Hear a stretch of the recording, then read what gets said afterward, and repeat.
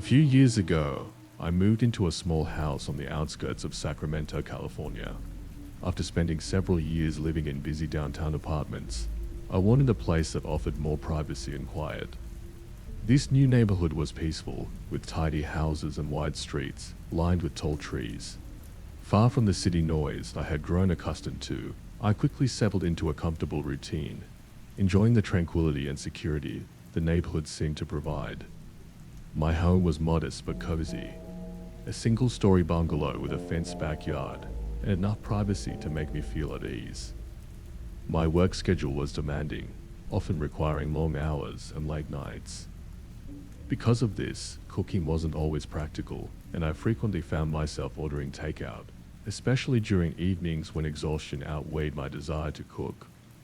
On one particular night in October, after a lengthy day at work, I returned home feeling unusually tired. The clock had just passed 10, and I hadn't eaten anything substantial all day. Deciding cooking was out of the question, I grabbed my phone and ordered Chinese food from a familiar local restaurant I'd often relied upon. It was reliable, fast, and always open late. I finished placing my order, the confirmation showing an estimated delivery time of around 30 minutes. While I waited, I busied myself tidying up the kitchen and preparing for a quiet evening of rest. About 30 minutes later, the soft chime of my doorbell echoed through the quiet house.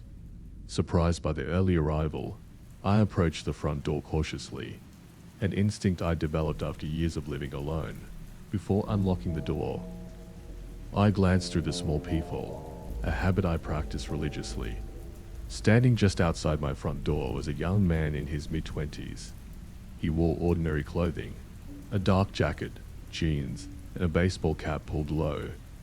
But immediately I noticed something unsettling. There was no food in his hands, no plastic bag, no box, nothing. Puzzled, I called through the door, asking him if he had my order. He hesitated for just a second, then explained that he had left the food in his car, claiming he had accidentally grabbed the wrong bag and wanted to confirm my order before bringing it to the door. His explanation felt strange. In all the times I had ordered food, no delivery driver had ever left it in their car first. It made no sense, and my instincts kicked in.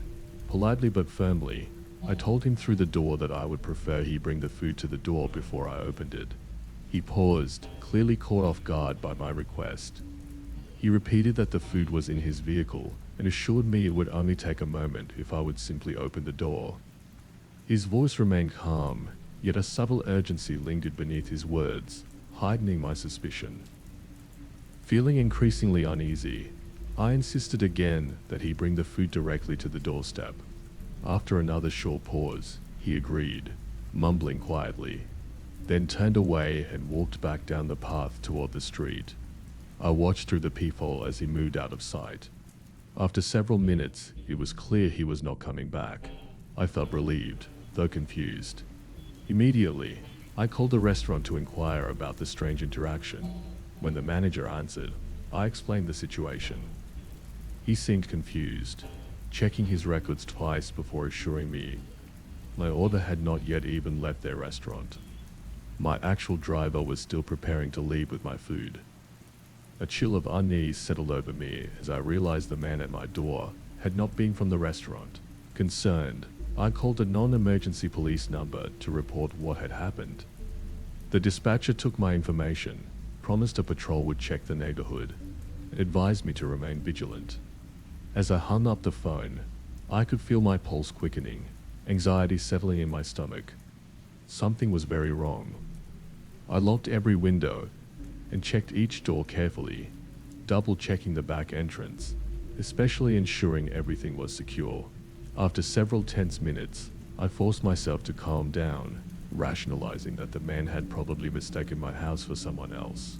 My genuine order arrived soon after, delivered by a friendly older gentleman whom I'd seen before. His reassuring presence made me feel better, and I managed to eat my food in relative peace. About 20 minutes after the genuine deliveryman left, however, I heard a faint noise coming from the rear of my house. It was subtle, a quiet scraping, barely audible, but in the stillness of the house, the sound felt deafening. I froze in place, listening intently. Another soft scratching sound followed, more deliberate this time. I knew immediately what it was. The back door handle was being carefully tested. Panic surged through me, but I managed to keep calm enough to quietly move toward my phone and dial 911, whispering urgently to the dispatcher as the sounds at the back door persisted. Within minutes, the flashing lights of patrol cars illuminated the neighborhood, reflecting through my windows and casting eerie patterns along the walls. I watched anxiously as officers moved swiftly around my property, eventually knocking gently on my front door to let me know it was safe. They had not found the intruder, but there was clear evidence someone had tried forcing entry through my back door, leaving visible marks on the wood and lock. The police stayed to investigate, taking my statement and reviewing nearby security cameras from my neighbors. 2 days later, a detective contacted me, revealing disturbing news. The man at my door was not a delivery driver at all. Through camera footage from the neighborhood, investigators discovered he had parked an unmarked vehicle down the street, just out of sight. More shockingly, the detective explained they believed the man had obtained my address illegally by following me home from a grocery store I visited earlier that week.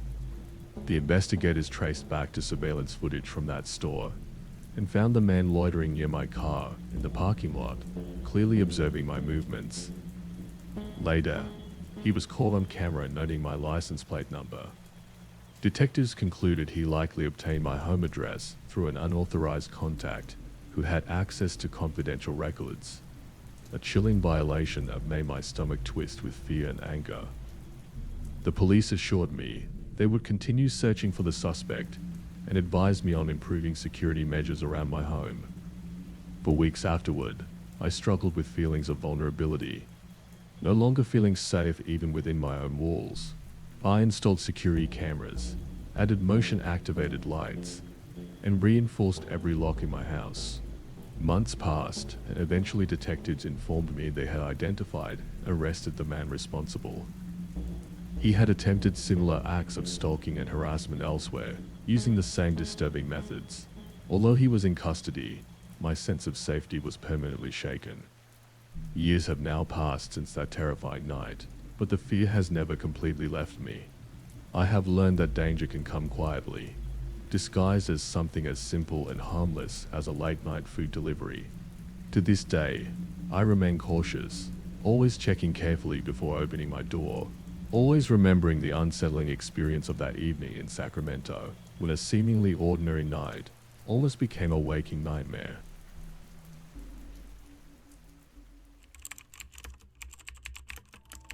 Last week, I was sitting at home on my living room couch, flipping through channels, trying to find something good to watch. It had been a long day at work, and I just wanted to relax for a while. I glanced at my phone. 9:30 p.m. perfect. Still early enough to watch a movie before going to bed. One of the movies listed was Home Alone *, a classic I'd enjoyed countless times since childhood. Nostalgia swept over me, and without hesitation, I selected the channel. The familiar opening credits made me smile, transporting me instantly back to my carefree childhood days. I settled deeper into the couch, grabbed a nearby blanket, and got comfortable. The movie progressed, bringing waves of laughter and fond memories. Soon, I reached the iconic part where Harry and Mark were breaking into the McAllister house. It was a scene that always amused me, watching Kevin cleverly outsmart the two thieves. However, as Mark was shown creeping into the house wielding a crowbar, I heard a loud crash from my right. Startled, my heart jumped as I whipped my head toward the sound. To my horror, the window next to me had shattered. Glass fragments sprayed across the carpet and coffee table, glittering ominously in the glow of the TV. My heart raced wildly as my eyes quickly adjusted to the sudden chaos. Standing there, framed by shards of broken glass, was a tall figure dressed entirely in black. The intruder's face was obscured by a mask, but even without seeing his features, The anger and aggression radiating from him were palpable. My breath caught in my throat, panic freezing me in place. Before I could even stand up or scream for help, I suddenly felt an iron-like grip wrap around my neck from behind. My eyes widened in fear and shock. There were two of them. I was being attacked from both sides. I gasped for air as my attacker tightened his grip. I struggled violently, desperate for freedom. Adrenaline surged through me, making my mind race at lightning speed as I fought against the powerful grip choking me. I remembered an old self-defense lesson from high school. With every ounce of strength I had left, I jabbed my elbow sharply into the attacker's chest behind me. The sudden strike caught him off guard, loosening his grip enough for me to slip out of his hold instantly. Without wasting a precious second, I bolted from the couch, barefoot, in my pajamas and socks. I dashed through my living room toward the front door. In a frantic rush, I unlocked and swung it open, bursting into the cool night air. The street was quiet and dimly lit by street lamps, casting elongated shadows on the pavement. As I sprinted down my driveway, I heard rapid footsteps echoing behind me. Panic surged anew, pushing me forward faster than I had ever run before. Thank goodness I had been on the track team during high school, even though it had been years since then. The training seemed to kick right back in, powering me through my fear. I raced along the sidewalk, not daring to look back. My lungs burned, my pulse hammered, but the thought of being caught drove me forward. Eventually, after what felt like an eternity, I turned a sharp corner onto a side street and ducked behind a large oak tree, pressing my back against its rough bark. I held my breath, listening intently. Silence returned, gradually broken only by distant barking dogs and my heavy breathing. After about 20 tense minutes had passed without any signs of pursuit, I cautiously emerged from my hiding spot. Nervously glancing around, I slowly made my way back home, constantly vigilant of any lurking threats. My heart raced as I stepped cautiously through the open front door, noticing how eerily quiet the house now felt. The TV was still on, illuminating the mess of broken glass scattered across my carpet. I immediately reached for my cell phone, dialing 911. My voice trembled slightly as I described the events to the dispatcher, who assured me help would arrive swiftly. The police arrived about 10 minutes later, their flashing blue and red lights casting reassuring beams across my street. Officers quickly checked my home, examining every room thoroughly. They found nothing. Whoever the intruders were, they'd vanished as quickly as they appeared. Afterward, I provided a detailed timeline of the incident. The officers carefully documented my account and then placed bright yellow asterisk, "Do not cross" asterisk tape around the shattered window. Once their work was done, they assured me they'd increase patrols in my neighborhood and advised me to call immediately if anything suspicious happened again. Sleep didn't come easily that night. I tossed and turned, haunted by the memory of being attacked in my own home. The safety I'd always felt in this place had been shaken deeply. At sunrise, exhausted yet determined, I called a window repair service. They arrived promptly, replacing the window within a few hours. Watching them work was oddly reassuring, each pane of new glass symbolizing an effort to reclaim my peace and security. Determined never to feel this vulnerable again, I immediately started researching home security measures. I planned to install a state-of-the-art alarm system and a video doorbell camera. It was a significant investment, but I considered safety priceless. I'd always been frugal, carefully saving the money I'd earned working diligently after college. This, I thought, was the ideal use of those hard-earned savings. Over the next several days, my heightened caution gradually eased. I returned to a routine resembling normality, though I remained watchful. Every creak or distant noise would cause a brief jolt of anxiety, reminding me of that terrifying night. Reflecting on the incident, the eerie coincidence of the movie scene, and the actual break-in replayed in my mind, it felt bizarre, almost surreal. That real life had mirrored a cinematic moment, so perfectly and horrifyingly. It made me rethink how casually we watch fictional dangers on TV without truly imagining them happening in reality. Now, weeks later, my home feels secure once more. The cameras are installed, the alarm system is active, and a newfound vigilance is firmly established. Still, the vivid memory lingers as a chilling reminder that even the most familiar and comfortable places can become frighteningly unpredictable in an instant.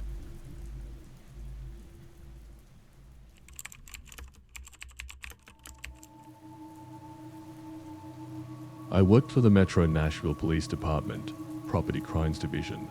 Most of my days were paperwork and follow-ups on burglaries. Nothing glamorous, but the habit of noticing small things sticks with you. So when my wife, Erin, and I finally closed on a little ranch-style house in Spring Hill, Tennessee, my brain kept switching between newlywed excitement and detective mode. We moved in on a humid Friday in late September. The neighborhood felt safe, dog walkers, yards full of college football flags, and a hardware store that still cut keys by hand. The sellers had already moved to Florida, so the place was empty except for the basic appliances they left behind. On the second night, after stacking the last of our own boxes in the guest room, I decided to map out where smoke alarms and attic access panels were. Old habit. I climbed the pull-down ladder in the hallway, swept the attic with my flashlight, and froze. 13 cardboard boxes sat against the rafters, neatly taped, each marked with a thick black marker. Asterisk Lofton Niga. Larkspur Drive ***. That was 25 miles north, nowhere near our old apartment or the seller's forwarding address. Erin climbed halfway up the ladder and looked over my shoulder. "Did the movers mess up?" she asked.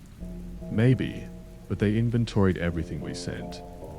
Inside one box, I found knitted sweaters, the kind you see in antique shops. Another held framed photos of an elderly couple at Gatlinburg, the Smokies in the background. Nothing valuable enough for a thief to stash, but nothing that belonged in our attic. We wrote the phone number of the moving company on a sticky note and left the boxes alone.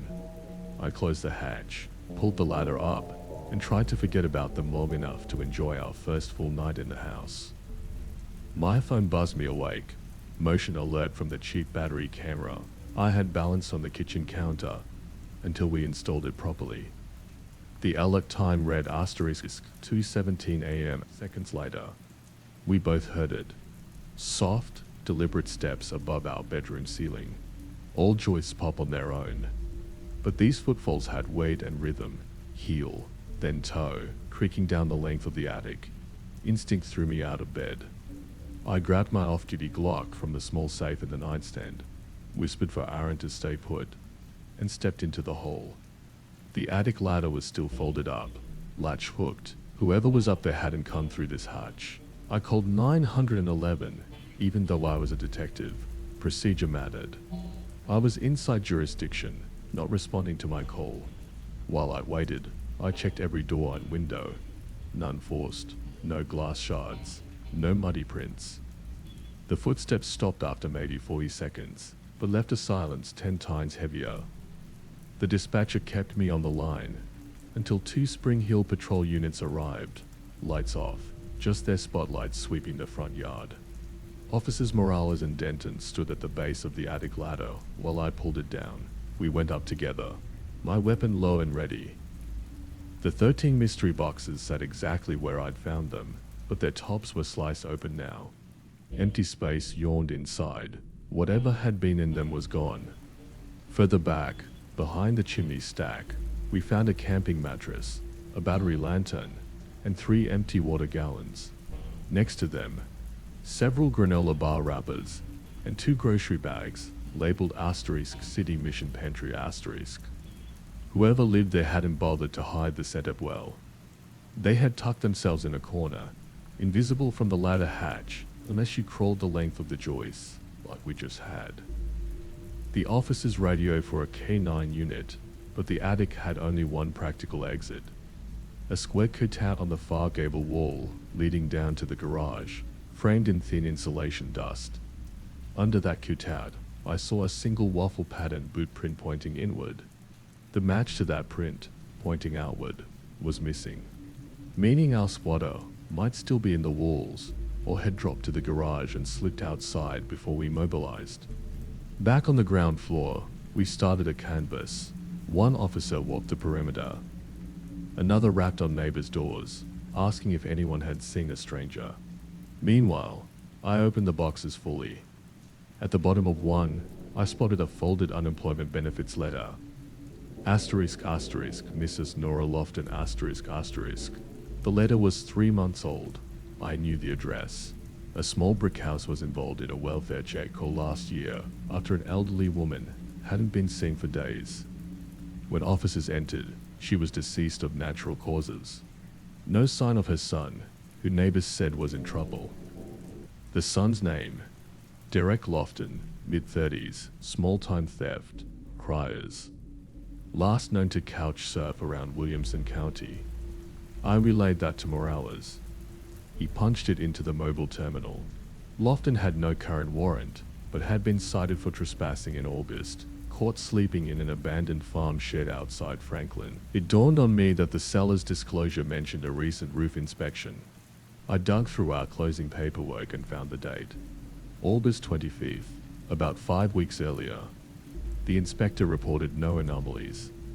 That meant Lofton moved in after the inspection, but before our closing walkthrough on September 19th. At minimum, he'd lived in our attic 2 weeks, probably longer, listening to realtors show our future bedroom to prospective buyers, watching electricians swap out light fixtures, waiting for the perfect silence to rummage downstairs and eat. When the patrol surgeon arrived, we set up a perimeter search with thermal cameras. They found nothing. By dawn, whoever had stolen the attic life with surreptitious calm had melted away. Sunday afternoon, I drove to Franklin and spoke with a neighbor of Mrs. Lofton. She remembered Derek loading a pickup with boxes after the estate sale, but said he looked strung out and didn't speak. My guess, he moved the leftover personal items somewhere. Maybe a storage shed, then hid them in our attic later, using them like a twisted memory blanket. I returned home and checked the crawlspace door behind the garage. Water heater. The padlock the sellers left was intact, but fresh scratch marks ringed the hasp. A practice slip with a shin could open it. He might have come and gone that way many times, leaving no sign at the main doors. Aaron and I spent the next 2 days installing a real security system, contact sensors, glass break detectors, and a wired attic camera aimed at the rafters. I added a deadbolt to the crawlspace door and put motion lights under both eaves. On Wednesday, I received a call. Derek Lofton had been picked up in Columbia, 30 minutes south, after trying to pawn custom jewelry that matched an open burglary case. During processing, deputies found an SD card in his backpack. On it, time-stamped videos shot from an attic, our attic. The files started 3 weeks before we closed. In them, our empty rooms are bathed in rental company staging lights. Then came clips of Aaron and me on the final walkthrough, talking excitedly about furniture placement, unaware of the lens peeking through a vent grill above us. The last video was dated the night the patrol units arrived. The camera jerks, heavy breathing, a flashlight beam flailing through insulation, then a sliver of night sky as he drops from the roof onto the back lawn and runs. Lofton took a plea on burglary charges unrelated to us, but the prosecutor added a stalking enhancement for the attic footage. He got 26 months in state prison. Small comfort maybe. Yet knowing exactly where he sleeps at night helps me breathe easier. Aaron laughs now when I triple check the attic camera before bed. But we both know the laughter is a shield. Some evenings, while sealing evidence bags at work, I imagine the sound of soft tread above ceiling drywall and feel that thin layer of sheetrock between normal life and unseen threat. I've worked dozens of break-ins, but nothing rattled me like finding someone else's world nested above mine, waiting. Owning a home always felt like an end goal, a permanent marker of safety. Turns out walls are only wood and nails. Security is the vigilance you practice, not a feeling you inherit. If you ever buy an old Tennessee ranch with an easy-to-climb roofline, do yourself a favor. Sweep the attic thoroughly, change every lock, and set a camera watching the rafters. Because sometimes the very first housewarming gift you receive is a stranger at 2:17 a.m.